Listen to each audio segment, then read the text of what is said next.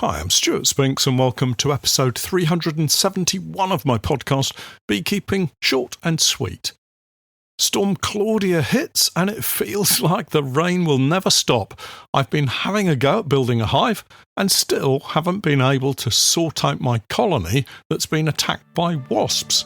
Here's this week's beekeeping updates.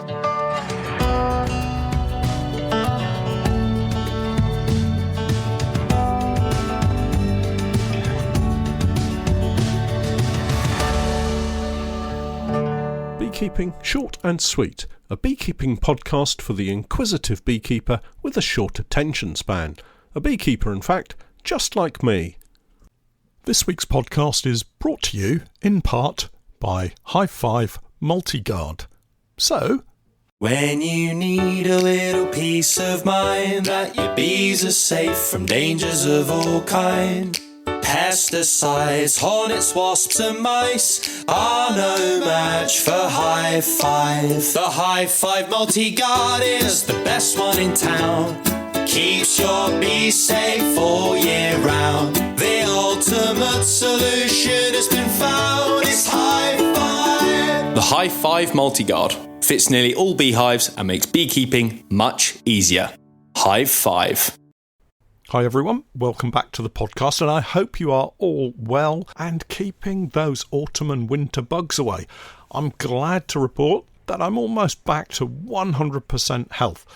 A niggling occasional cough, but otherwise I've shaken off my cold bug from the last few weeks. Hopefully that's the only one I'm going to see this year and into next.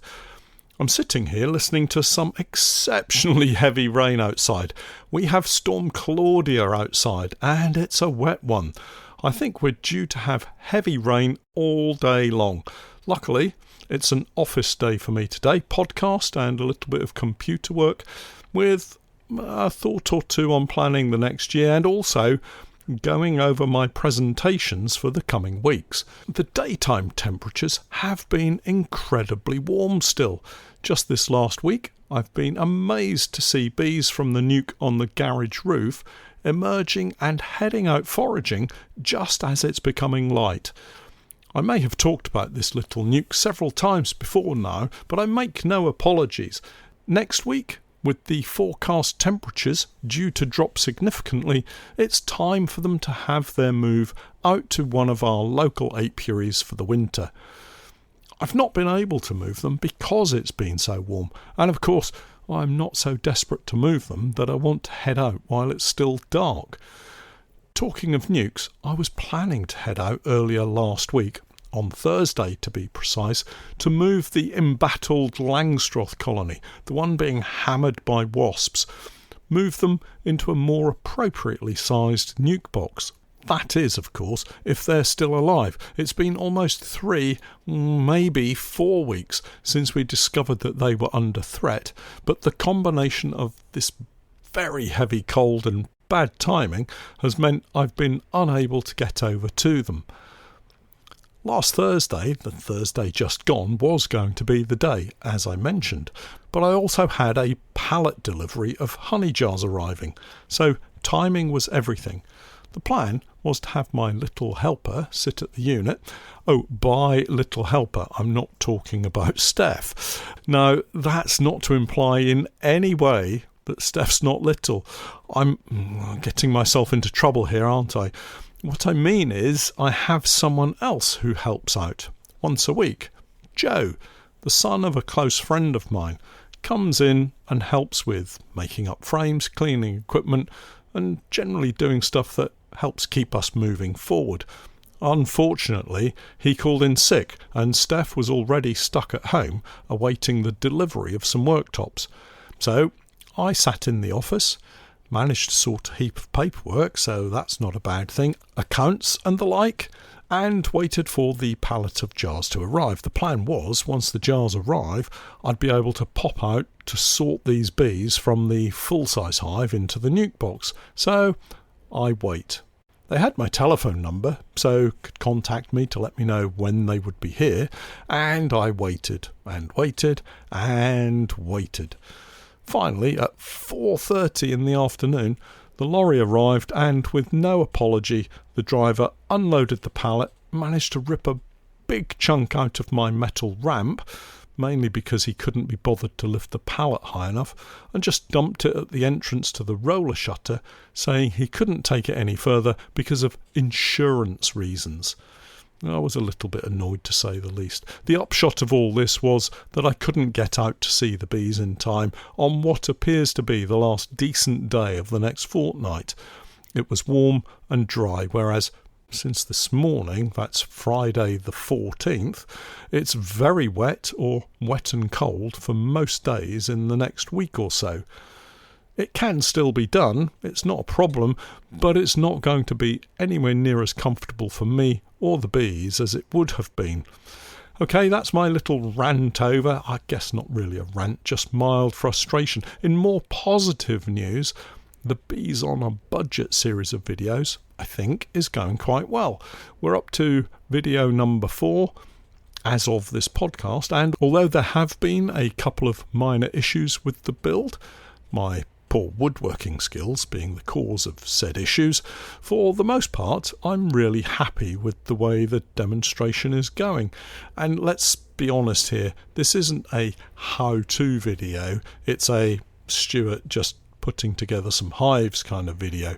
It's important to say though that with just a few simple tools and a willingness to follow the instructions, anyone should be able to build these hives. And honestly, I think the national hive is probably the most complex, so if you're thinking of using Langstroth for instance, or commercial, it will be a doddle. So far I've made up the floor, the brood box and the roof, well almost the roof. I have a little surprise that I like to add before the final part of the roof goes on the tin. I slip a BBKA News magazine or a Bee Farmers magazine between the tin and the wooden section of the roof, so that maybe, just maybe, someone in the future will find that when they pull the roof apart to maybe carry out a repair, they'll find something of interest to amuse them for a few minutes, or they may spot it as it burns on a bonfire. Oh well. The construction of the supers in this Bees on a Budget hive is the same as the brood body, but I'll probably shoot a video of that as well.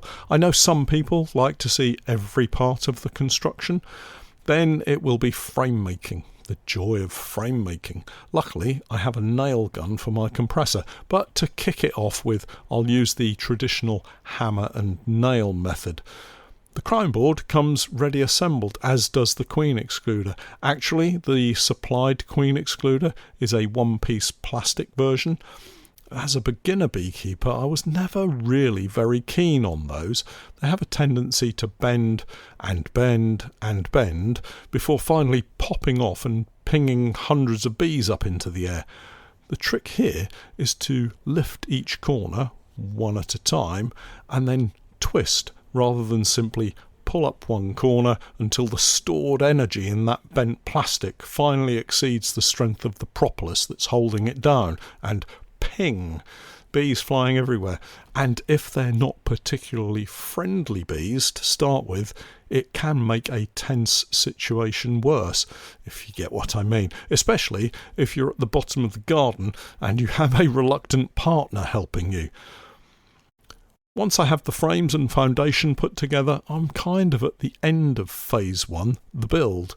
I should add, Thorn Bee hives have been incredibly supportive in this project, which was originally intended to show how you can run a national bee hive on either a brood and a half, that's a brood box with a super added for extra room for the queen to lay her eggs into, or as a double brood. That's just 2 brood boxes. In both examples, the queen excluder goes on the very top, so floor, brood box, super, queen excluder, crown board and roof, or the same setup but with 2 brood boxes instead of the super. Honey boxes, we call them supers here in the UK, go above the queen excluder, but you guys already know that, don't you? In other news, my plans to move entirely over to honeypore hives has hit a slight technical bump in the road. The technical bump is delivery charges. I've been emailing to get some more equipment, specifically nuke boxes, and everything looked great to the point that the delivery charges were thrown into the discussion. Now, I know I was ordering a significant number of nukes, but the delivery charge has been offered up at a whopping £1,800. Honeypore hives are from Finland, so it is a fair distance, but even so, that's a hell of a lot of delivery charge, and I've had to rethink my plans. It's not so desperate, as we do have equipment enough to get by for a while, but with my plans to get more bees into nuke boxes, I do need to have a careful rethink. More generally, it's a quiet time of the year for us. Visits to apiaries are mostly down to hefting and to make sure colonies are secure and alive.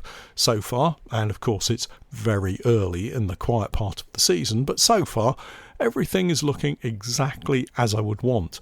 Bees flying, boxes heavy with food stores, and thank goodness we have everything strapped down.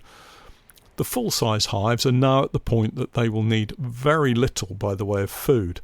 Maybe something as we head towards the end of winter, perhaps, but I want them making room at that point to allow for expansion and for the queen to have space to lay eggs into. Nucleus colonies, on the other hand, I'm happy to squeeze a little and encourage them to throw up 1 or 2 queen cells in the early spring. This allows me a chance to create a small 2-frame nuke with a queen cell, get some new foundation into the parent nuke to give them something to build on, and at the same time it reduces the overall population of the nuke so that swarming becomes less of a driver. This gives them time to grow before being handed over to a new custodian at the beginning of a very active spring period. Elsewhere, I've been thinking about the summer borage pollination that we had this year. It is possible that we're going to see far more of these early summers. Is climate change going to mean we need to rethink how we prepare our colonies for the summer nectar flow? We missed the main flow on the borage this year. It wasn't because I was away on holiday either. Traditionally, I've always prepared our bees for a maximum foraging force around the first week of July. It feels like this has definitely slipped a few weeks earlier, maybe 2 or even 3 weeks earlier. This challenge for us all is having the maximum number of adult worker bees ready to head out foraging at the point of that main nectar flow. For me, and having discussed this with our borage farmer, we both think it was probably 2 weeks earlier this year.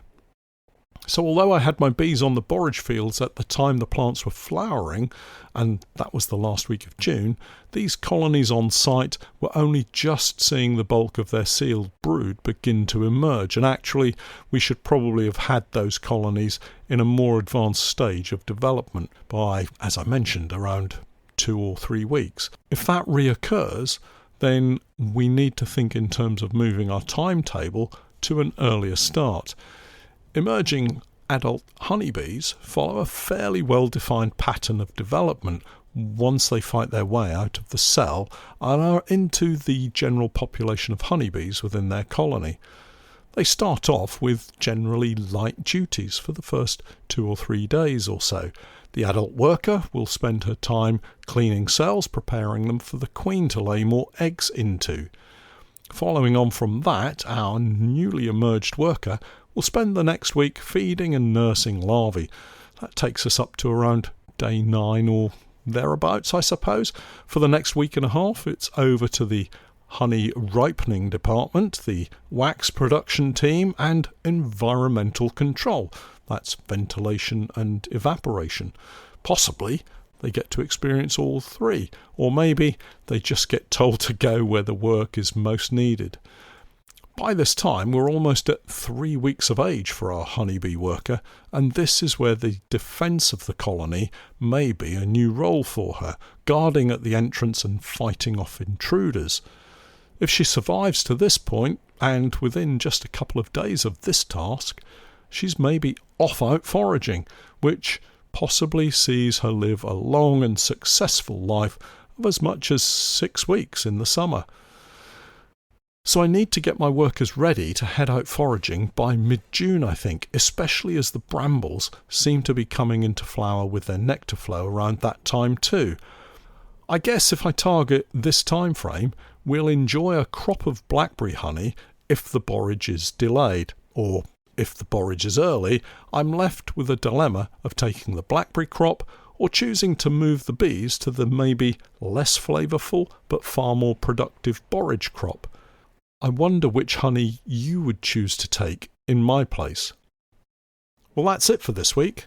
For all of you who haven't yet signed up to my Patreon page, I, together with Steph, have been creating beekeeping content for many years now. And if you're looking for some straightforward, down-to-earth tips and techniques, help and advice, then do take a look at my Patreon page. We have over 1,600 individual beekeeping posts, videos and podcasts filled with useful and timely help and advice. My approach is pragmatic and calm, sometimes entertaining, but always with help and support for beekeepers at the heart of what I do. I keep my videos short and concise wherever possible. No waffle, no flannel, just honest beekeeping advice from years of keeping bees. Take a look and join me for the new 2025 beekeeping season. It'll cost you less than a jar of honey. Head over to Google and search for Patreon and the Norfolk Honey Company.